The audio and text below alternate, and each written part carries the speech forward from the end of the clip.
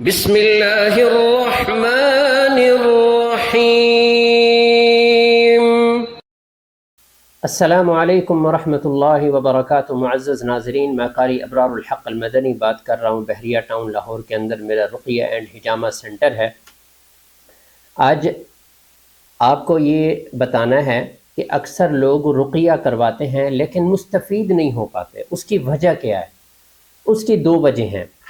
ایک وجہ یہ ہے کہ رقیہ کرنے والا ایکسپرٹ نہیں ہے، ٹھیک ہے۔ اکثر لوگ ایسے ہوتے ہیں کہ ان کے گھر میں کوئی مسئلہ ہوا تو وہ رقیہ کرنا شروع کر دیا، تو بس وہ راقی بن گئے، تو وہ دوسروں کو بھی رقیہ کرنا شروع کر دیا۔ ایک اس وجہ سے لوگ نہیں ٹھیک ہوتے کیونکہ ایکسپرٹ نہیں ہوتا بندہ۔ دوسری وجہ یہ ہوتی ہے رقیہ میں مستفید نہ ہونے کی کہ رقیہ کرنے والا ایکسپرٹ تو ہوتا ہے لیکن مسئلہ کیا آتا ہے کہ وہ ہفتے میں ایک دفعہ سیشن کرتا ہے، وہ کیونکہ پورا ٹائم رقیہ کو نہیں دے رہا ہوتا، تو یا ہفتے میں آپ کو ایک دفعہ رقیہ کرے گا یا 2 دفعہ رقیہ کر لے گا، اور وہ رقیہ کا ڈیوریشن 2 3 گھنٹے تک چلا جاتا ہے۔ تو اس چیز سے مریض جو ہے نا وہ مستفید نہیں ہوتا۔ رقیہ سے اگر فائدہ اٹھانا ہے، رقیہ اگر آپ کو روحانی مسئلہ ہے تو اس کے لیے ان چیزوں کو فالو کرنا لازمی ہے، پھر آپ رقیہ سے مستفید ہوں گے۔ نمبر 1، تمام تر تعویذات اور جس وظائف جو غیر مسنون وظیفے اور تعویذات جو آپ استعمال کر رہے ہیں یا وظیفے پڑھ رہے ہیں ان سے دور ہونا ہوگا۔ ان کو تعویذوں کو تلف کر کے ختم کر کے یا ان کو نہر میں پھینک دیا جائے، یہ سب سے پہلے کام۔ دوسرا، جو آپ وظائف کر رہے ہیں کسی کے بتائے ہوئے ان کو بند کر دیں۔ نمبر 3، ایسا راقی ڈھونڈیں جو آپ کو مستقل ڈیلی بیسس پہ سیشنز کرے اور ایکسپرٹ بھی ہو۔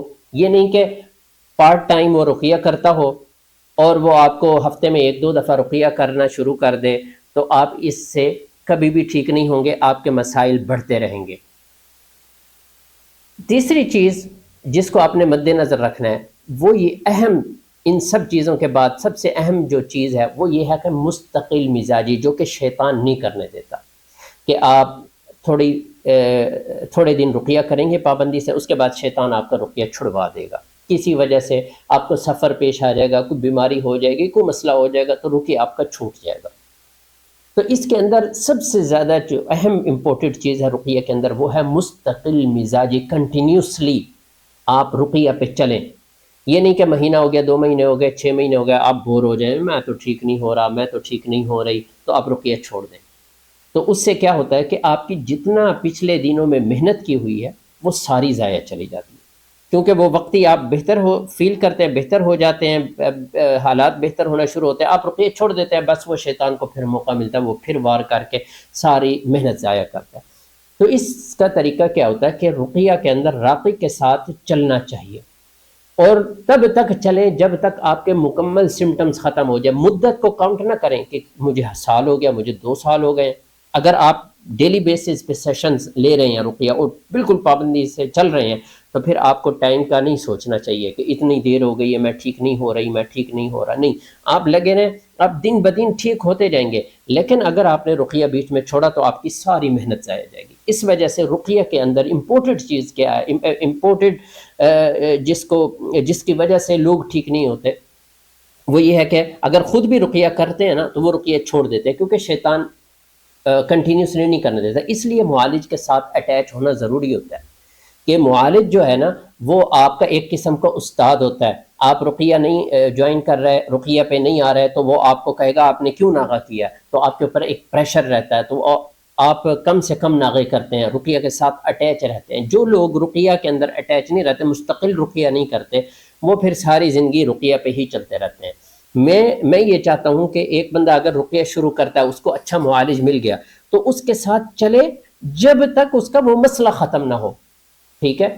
تو پیشنٹ کو موٹیویٹ کرنا چاہیے، پیشنٹ کو حوصلہ دینا چاہیے کہ آپ ٹھیک ہو جائیں گے، کیونکہ شیطان حوصلہ توڑتا ہے، شیطان نا امید کرتا ہے۔ تو ان 3 4 چیزیں جو میں نے آپ کو بتائی ہیں، اگر اس طریقے سے رقیہ کیا جائے تو یقیناً آپ کو اگر روحانی مسئلہ واقعتاً ہے تو آپ یقیناً مستفید ہوں گے۔ بعض دفعہ مسائل پرانے ہوتے ہیں، لوگ حالات کی تبدیلی کا منتظر ہوتے ہیں کہ میرے حالات کب ٹھیک ہوں گے۔ یاد رکھیں اس کے اندر سب سے پہلے جسمانی طور پر جو مشاہدے میں آیا، باقی اللہ تعالیٰ تو کر سکتے ہیں، اس میں کوئی شک نہیں ہے، لیکن مشاہدے میں جو آیا ہے کہ پیشنٹ جو ہے نا سب سے پہلے اپنی جسمانی جو اس کی بیماریاں ہوتی ہیں وہ ختم ہونا شروع ہوتے ہیں، پھر حالات تبدیل ہوتے ہیں۔ اب لوگ اس کے اندر جلد بازی کرتے ہیں کہ میرے کاروبار کب شروع ہوگا، میری ملازمت کب ٹھیک ہوگی، میرے حالات کب ٹھیک ہوں گے، یہ ساری چیزیں لوگ جلد بازی کرتے ہیں۔ اس جلد بازی کی وجہ سے لوگ رقیہ بھی چھوڑتے ہیں اور غلط ڈیسیجن بھی لیتے ہیں۔ ایسے لوگ بھی ہیں جو میرے پاس رقیہ شروع کروایا اور بہتر ہوئے تھوڑے سے، انہوں نے چھوڑ دیا، پھر کچھ عرصے کے بعد پھر انہوں نے دوبارہ علاج شروع کروا دیا گیا، یہ تو پھر ہمارے حالات خراب ہو گئے۔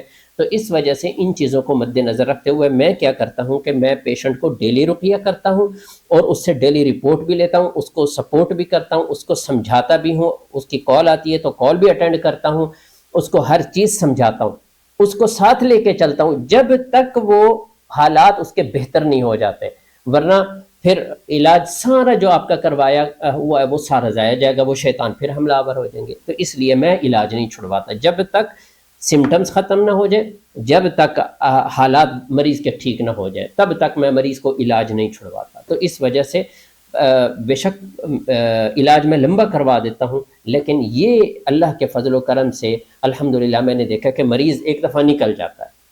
تو اس وجہ سے ان چیزوں کو مد نظر رکھتے ہوئے اگر آپ رقیہ کریں گے، رقیہ کروائیں گے تو انشاءاللہ آپ رقیہ سے مستفید ہوں گے، اور آپ کے یہ روحانی مسائل، نظر کے، جادو کے، یہ سب اللہ تعالیٰ ختم کر دیں گے۔ نظر جو ہے نا وہ سب سے بھیڑی چیز ہے، نظر جو ہے نا وہ بڑی مشکل سے جان چھوڑتی ہے، رقیہ میں لگنا پڑتا ہے۔ ٹھیک ہے، ایسے لوگ آتے ہیں کہ بس ہمیں سیشنز کر دیں، ایک کر دیں پھر ہم ہفتے بعد میں کہتا ہوں ایسے نہیں کرنا، یہ خواہ آپ نے ٹھیک ہونا ہی نہیں ہے، آپ کے میں پیسے لیتا جاؤں ہر سیشن کے، میں ایسے نہیں کام کرتا۔ تو اس وجہ سے آپ جس سے بھی رقیہ کروائیں، جہاں بھی کروائیں، ان چیزوں کو مد نظر رکھیں، اور سب سے ان سب چیزوں کے اندر جیسے میں نے بتایا صبر، تحمل، یہ نہیں کہ میں پتہ نہیں کب ٹھیک ہوں گا، کب ٹھیک ہوں گی، میرے یہ مسئلے کب، تو اس کے اندر ان چیزوں کو بھلا کے آپ رقیہ میں لگے رہیں تو آپ وقتاً فوقتاً آپ دیکھتے جائیں، آپ بہتری کی طرف جاتے جائیں گے۔ ایسے بہت سارے مریض ہیں الحمدللہ اللہ تعالیٰ نے ان کو شفا دی اور دن بدن وہ بہتر ہوتے گئے۔ ہاں کسی کو سال لگ گیا، کسی کو 1.5 سال لگ گیا، لیکن اللہ نے نکالا ان کو، تو الحمدللہ۔ تو ان چیزوں کو میں نے سوچا کہ آپ لوگوں سے بھی شیئر کروں کہ یہ بڑی اہم چیزیں ہیں۔ رقیہ کے اندر سیلف رقیہ، جب حالات زیادہ خراب ہو جائے نا، پھر سیلف رقیہ سے کام نہیں بنے گا، پھر آپ کو معالج کے ساتھ اٹیچ ہونا پڑے گا جو ڈیلی بیسس پہ آپ کو رقیہ کرے۔ جب حالات زیادہ بگڑ جائیں، ہاں تھوڑے بہت ہیں تو گھر میں رقیہ خود کریں، ٹھیک ہے، اور گھر میں رقیہ چلائیں، ٹھیک ہے، لیکن جب حالات زیادہ خراب ہو جائیں، مسئلے بڑھ جائیں اور مسئلہ پرانا ہو جائے، نظر پرانی ہو جائے، تو پھر ایک معالج کے ساتھ چلنا بہت ضروری ہے۔ جیسے مثال کے طور پہ کسی بندے کو بخار ہوتا ہے، ایک دن بخار ہوا تو بندے نے پیراڈال خود سے کھا لی، ٹھیک ہو جائے گا، لیکن وہ بخار اگر وہ بڑھتا جاتا ہے، ہفتہ ہو گیا، 2 ہفتے ہو گئے، تو وہ کہے گا یہ تو کام خراب ہو گیا، تو اس کو کیا ہوگا، اس کو ایک ڈاکٹر کے پاس جا کے اس کو فالو کرنا پڑے گا، اس ڈاکٹر سے ٹریٹمنٹ کروانا پڑے گا۔ تو اسی طرح یہ بھی ایک بیماری ہے، جیسے بخار ایک بیماری ہے، اسی طرح یہ روحانی بھی بیماریاں ہیں۔ ہاں بخار جو ہے وہ فیل ہوتا ہے، محسوس ہوتا ہے، وہ تھرمامیٹر سے پتہ چل جاتا ہے، لیکن یہ چیزیں پتہ نہیں چلتی۔ یہ قرآن ٹیسٹر ہے سب سے بڑا ان چیزوں کا، جو بندہ قرآن سنتا ہے اس کو ریئیکشنز آتے ہیں، اور وہ پرانا مسئلہ ہے تو اس کو بغیر معالج اور راقی کے رقیہ نہیں کرنا چاہیے، کیونکہ اس سے اس کو الٹا شیطان نقصان، کیونکہ رقیہ کو معمولی چیز ہے، رقیہ جنات کو ختم کرتا ہے، جو شیاطین آپ کو نقصان پہنچا رہے ہیں قرآن ان کو ختم کرتا ہے۔ جب وہ ختم ہونا دیکھتے ہیں خود کو تو آپ سے رقیہ چھڑوا دیتے ہیں، پھر آپ کے اوپر حملہ آور ہو جاتے ہیں۔ تو اللہ تعالیٰ سے دعا، اللہ تعالیٰ آپ کو جتنے بھی رقیہ کروانے والے ہیں، جن کو روحانی مسائل ہیں مسلمانوں کو، اللہ تعالیٰ سارے وہ روحانی مسائل تمام مسلمانوں کے ختم فرمائے، اور اللہ تعالیٰ ہم سب کی حفاظت فرمائے۔ والسلام علیکم ورحمۃ اللہ وبرکاتہ۔